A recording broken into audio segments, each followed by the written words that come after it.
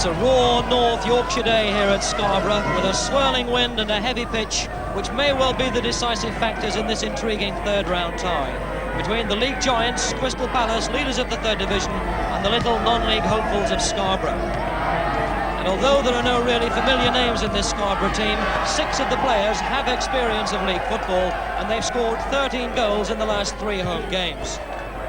Malcolm Allison in the Panama hat there still searches for a winning permutation after Palace have lost 3 successive league games.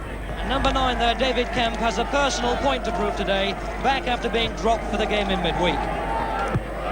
Phil Holder retains the number 4 shirt, which he wore in that midweek match, while Stuart Jump replaces the injured Derek Jeffries at centre-half.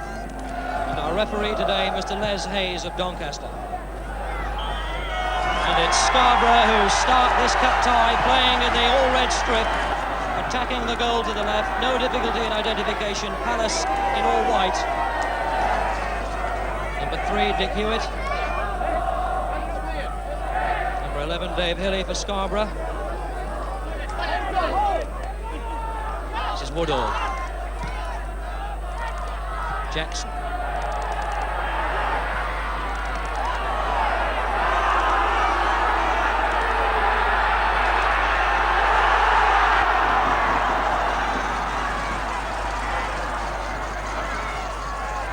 Fountain gets the ball across, that was Woodall. John Woodall, Scarborough's leading goal scorer this season with 16 goals. There's the Scarborough bench, the man looking at his watch in the middle there, rubbing his hands. That's Colin Appleton, the Scarborough manager. Jackson. Abbey, a good ball, finding John Woodall. There are men coming across. Oh, a great shot from Abbey. Number 10, Derek Abbey. The first real chance of this cup tie.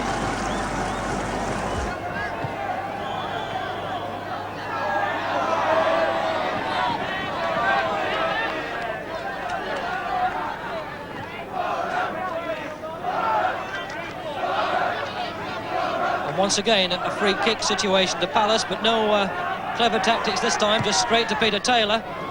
Evans underneath it. Swindlehurst, and it's there. No, it's not given. David Kemp put the ball in the net, but on the far side, the linesman had his flag up, an infringement, and it doesn't count. Palace about to make a substitution. Alan Whittle, who's made only 3 appearances in the first team this season, coming on as sub, and it's Phil Holder, number 4, going off. Holder, who had a knock on the thigh earlier in the match. Taylor with space, running inside, Dunn. Taylor, oh, across the face of the goal. But quality football from Peter Taylor. And that really the first time that Palace have shown their class in this match.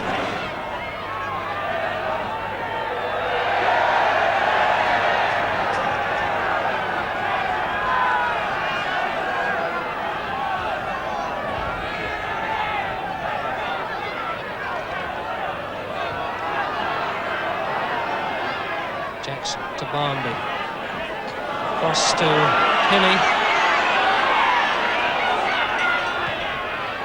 to Dunn, to Abbey, to Barnby, and Barnby through, Woodall, Hewitt, and Palace in all sorts of trouble, but Chatterton gets it away.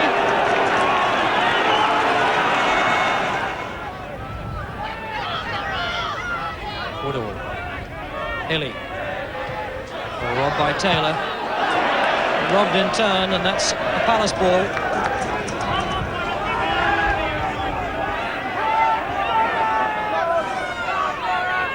Peter Wall with the throw for Palace.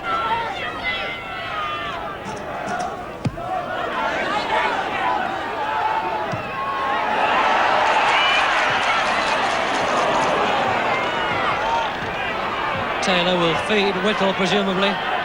Whittle on the run, and there's the ball, but air across. Well, Whittle beats his man, but runs it into touch, but a foul is given. The linesman on the far side coming onto the pitch to indicate that it's a free kick to Palace.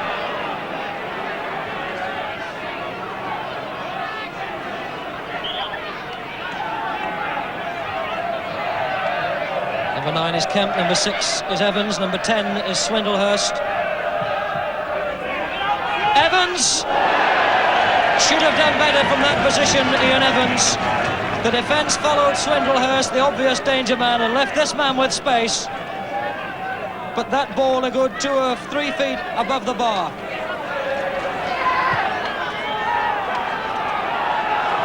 Cannon to Whittle. Back to Cannon. That's the goal! Peter Taylor, so simple when it came. The crowd stunned, absolute silence. An interchange on that far side between the overlapping fullback Jim Cannon and Alan Whittle. The ball across quickly. And while the Scarborough defence stood and watched, Peter Taylor turned it into the net. Crystal Palace 1, Scarborough 0. So Scarborough restart and straight away they get a foul. Marshall. Too strong.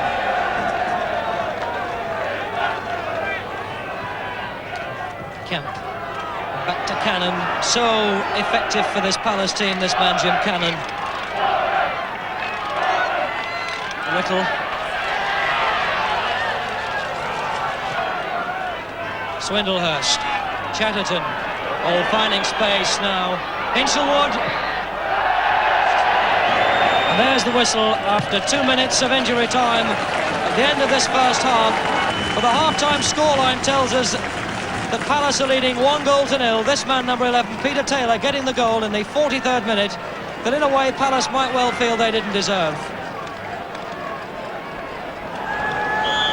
And as Palace start the second half of this match, Scarborough have no doubt been reminded by their manager at half-time that they came back from being 2-1 down to beat 3rd Division Preston in the last round of the Cup here.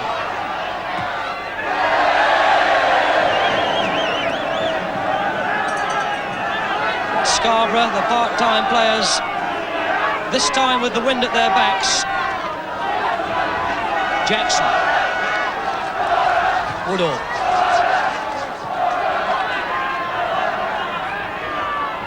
Swindlehurst.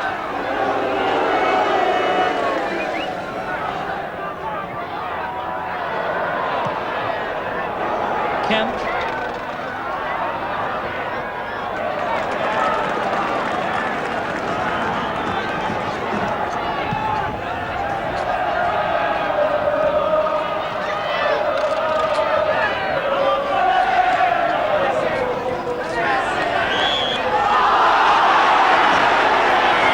Scarborough signalling that they want to make a substitution on the far side.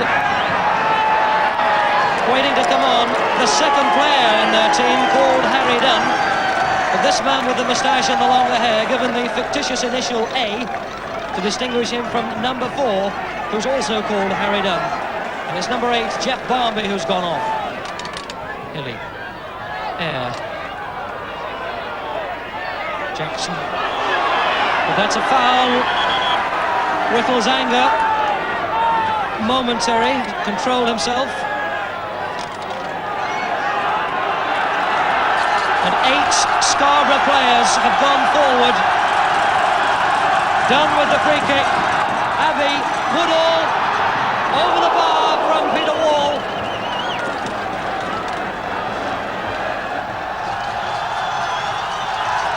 Woodall and Abbey on the near post. Abbey! That's the equaliser. Harry A. Dunn, the man who came on as substitute, takes that corner for Scarborough. Plenty of players in the box. Woodall and Abbey there at the near post, but it's Abbey who gets the touch. And 1-1 the score.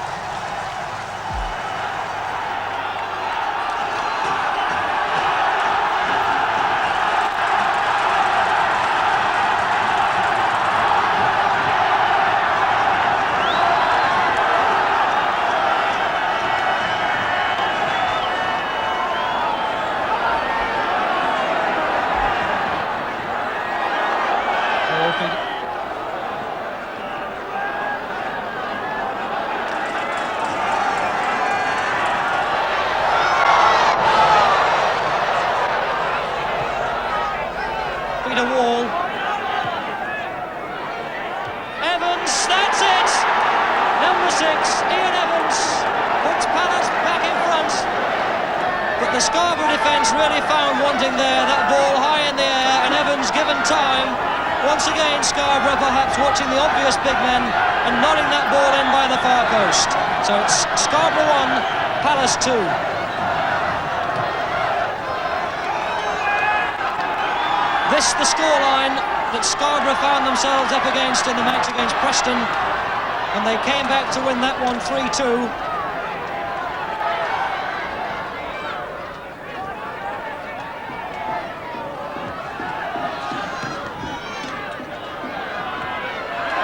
Dunn. Back to Harry Aden, to Woodall. Woodall. Oh, good shot! Firm drive from John Woodall, number 9.